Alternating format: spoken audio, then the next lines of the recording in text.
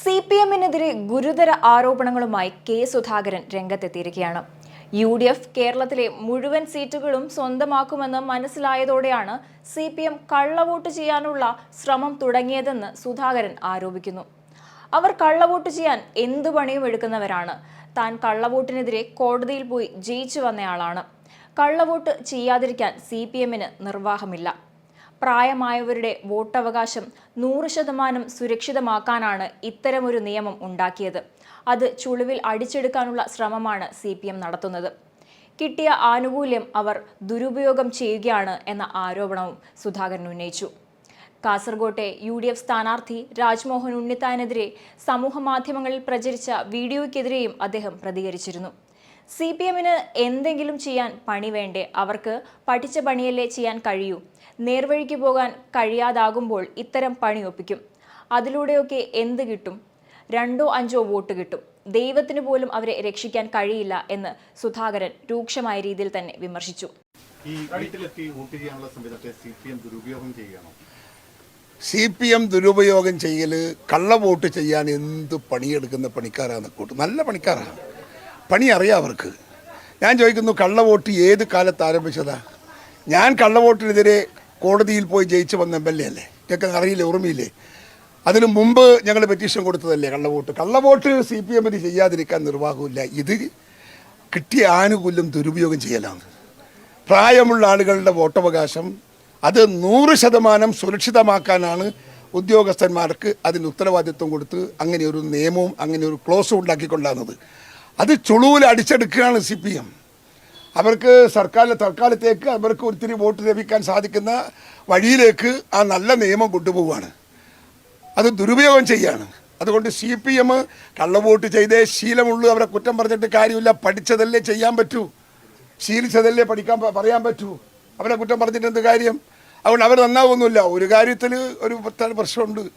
തുടങ്ങിയത് എപ്പോഴാന്ന് ചോദിച്ചാൽ, ഏതാണ്ടൊക്കെ ഇവിടെ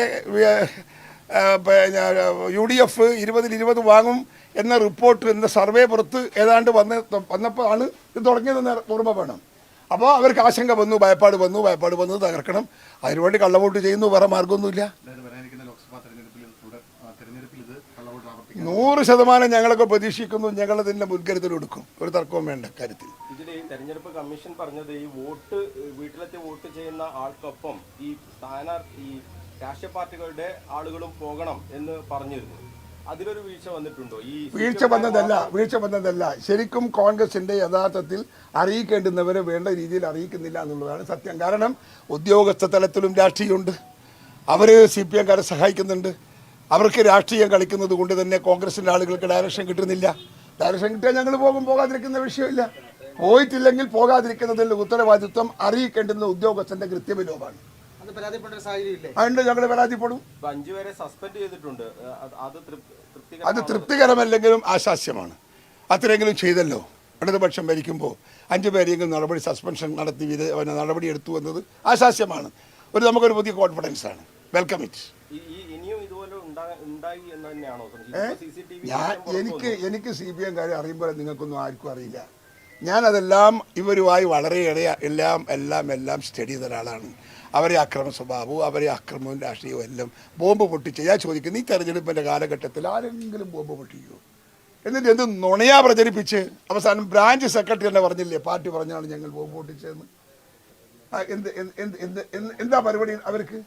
അവരാദ്യമെല്ലാം പറഞ്ഞതിന് എന്താ മറുപടി? അപ്പം നിഷേധിച്ചല്ലോ. ഞങ്ങൾ പറഞ്ഞിട്ടില്ല, ചെയ്തിട്ടില്ല, ഇപ്പം തീരുമാനിച്ചിട്ടില്ല എന്നൊക്കെ പറഞ്ഞില്ലേ. ബ്രാഞ്ച് സെക്രട്ടറിയുടെ സ്റ്റേറ്റ്മെന്റ് ചെയ്യാൻ ശേഷം ഒരുത്തൻ വായ തുറന്നു. നാണോ മാനോ ഇല്ലാത്ത വിഭാഗത്തിന് എന്ത് വന്നാലും അത്.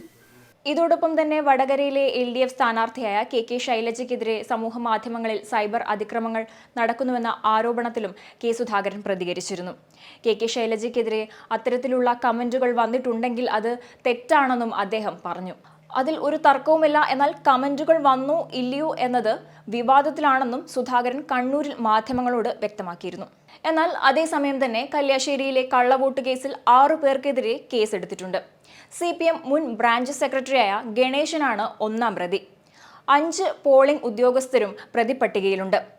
കണ്ണൂർ കണ്ണപുരം പോലീസാണ് കേസെടുത്തിരിക്കുന്നത്. വോട്ട് അസാധുവാക്കുമെന്നും റീപോളിംഗ് സാധ്യമല്ലെന്നും ജില്ലാ കളക്ടർ K. ഇമ്പരേഷൻ അറിയിച്ചിട്ടുണ്ട്. തെറ്റായ പ്രചരണങ്ങൾ നടത്തുന്നവർക്കെതിരെ നടപടി സ്വീകരിക്കുമെന്നും കളക്ടർ പറഞ്ഞിരുന്നു. മുതിർന്ന പൗരന്മാർക്കും ദിവ്യാംഗർക്കും വീട്ടിൽ വോട്ട് ചെയ്യാൻ സൗകര്യമൊരുക്കുന്ന പ്രക്രിയയിലെ വീഴ്ചകൾ ഒരു കാരണവശാലും അനുവദിക്കില്ല എന്ന് മുഖ്യ തിരഞ്ഞെടുപ്പ് ഓഫീസർ സഞ്ജയ് കൗളും വ്യക്തമാക്കിയിട്ടുണ്ട്. തിരഞ്ഞെടുപ്പ് പ്രക്രിയയുടെ അന്തസ്സും അന്തസത്തയും കാത്തുസൂക്ഷിക്കും വിധം ജാഗ്രതയോടെ ഉദ്യോഗസ്ഥർ പ്രവർത്തിക്കണമെന്നും അദ്ദേഹം പറയുകയുണ്ടായി. കണ്ണൂർ കല്യാശ്ശേരിയിൽ 164 നമ്പർ ബൂത്തിൽ 92 വയസ്സുള്ള മുതിർന്ന വനിതയുടെ വോട്ട് രേഖപ്പെടുത്തുന്നതിനിടെയാണ് ബൂത്ത് ഏജന്റും CPM നേതാവുമായ ഗണേശൻ വോട്ട് രേഖപ്പെടുത്തിയത്. വോട്ടിന്റെ രഹസ്യ സ്വഭാവം നഷ്ടപ്പെടും വിധം ക്രമവിരുദ്ധമായ ഇടപെടൽ നടന്നുവെന്ന് കണ്ടെത്തിയതിന് പിന്നാലെ 5 പോളിംഗ് ഉദ്യോഗസ്ഥരെ കളക്ടർ സസ്പെൻഡ് ചെയ്തിരുന്നു. സ്പെഷ്യൽ പോളിംഗ് ഓഫീസറായ Pournami VV, polling assistant Prajin TK, micro observer Sheela A, civil police ഓഫീസറായ ലിജീഷ് P, വീഡിയോഗ്രാഫറായ റിജു അമൽജിത്ത് PP എന്നിവരെ സസ്പെൻഡ് ചെയ്തിരുന്നു.